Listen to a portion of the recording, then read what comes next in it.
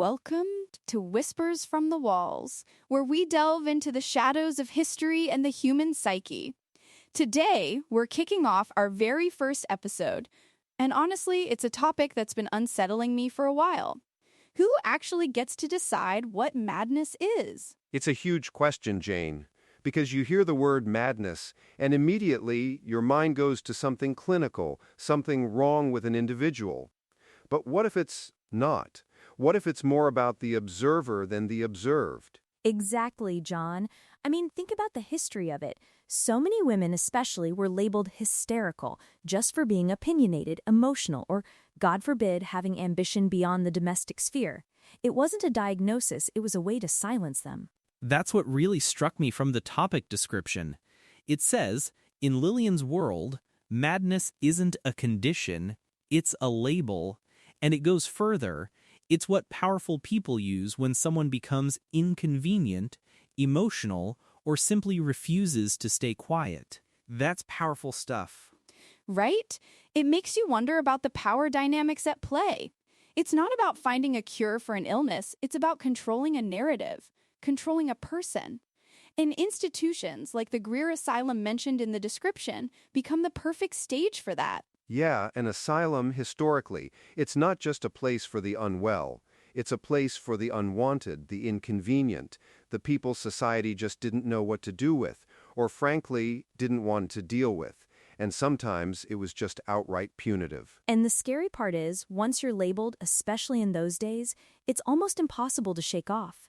Your voice is dismissed, your sanity is questioned, and anything you say can be reinterpreted through that lens of madness. It's a total invalidation of a person's experience. You're not just wrong, you're sick for thinking that way. It immediately puts you in a subordinate position, making any challenge to authority seem like a symptom. And that's where the idea of the asylum as a mirror comes in, isn't it? The topic description says, madness becomes a mirror reflecting fear, control, and the uncomfortable truths society would rather hide. It's society looking at itself, but seeing madnesses in others instead of its own shortcomings. That's a profound thought. So the madness isn't in the person, but in the system that can't handle dissent or difference. It's easier to lock away the problem than to examine the environment creating it. Think about artists, inventors, activists throughout history. How many were considered eccentric, crazy, or even dangerous before their ideas were finally accepted? Their madness was just ahead of its time, or threatening to the status quo. Or they were just too honest. Sometimes the clearest vision of a problem comes from the person who hasn't been desensitized to it, the one who hasn't accepted the normal way of doing things, and that's often seen as a threat. Yeah, the description points out, and sometimes the person labeled unstable is the only one seeing the situation clearly. That really resonated with me.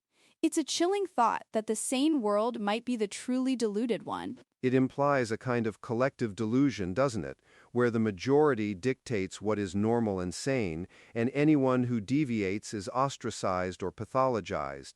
It's a way to maintain power and social order. Think about the McCarthy era, for instance. Dissenters weren't just disagreed with.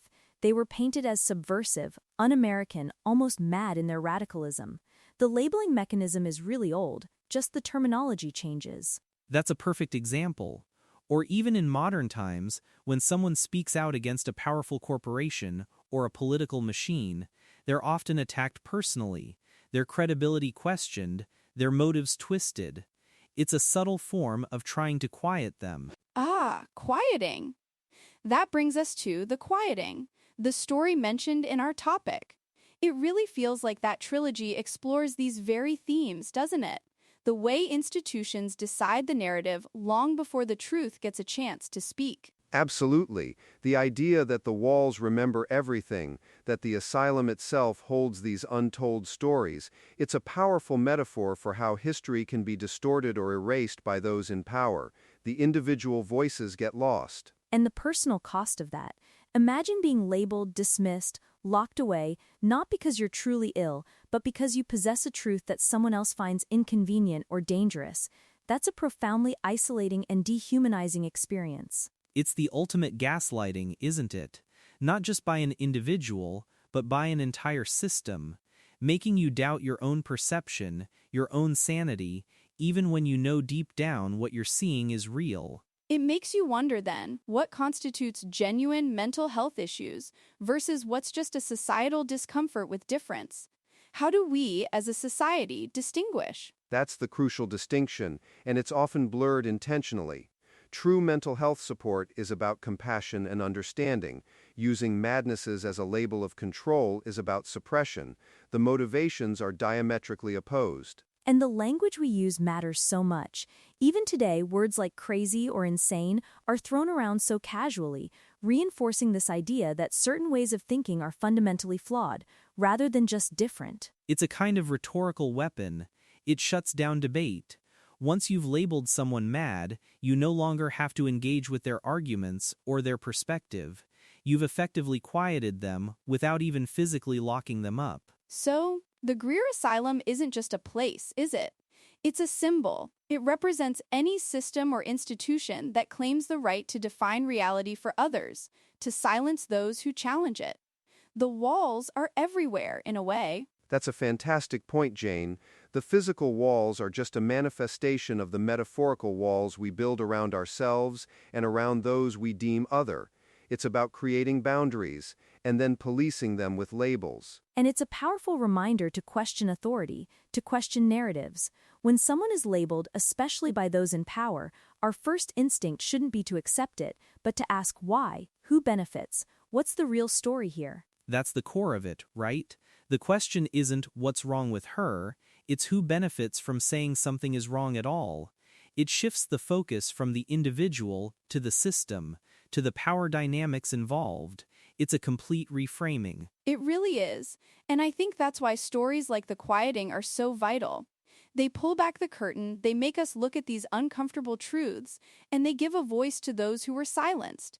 They challenge us to empathize and to question. It reminds us that the fight for sanity, for truth, often isn't about conforming to what's expected, but about holding on to your own perception, your own truth, even when the world tries to convince you you're mad for doing so. And it makes you think about how many brilliant minds, how many world-changing ideas might have been lost to history because the people behind them were simply labeled mad and locked away, forgotten. It's a sobering thought that the real madness might lie in our collective inability to tolerate difference, to embrace complexity, and to truly listen to voices that don't fit neatly into our preconceived notions of normalcy. Absolutely.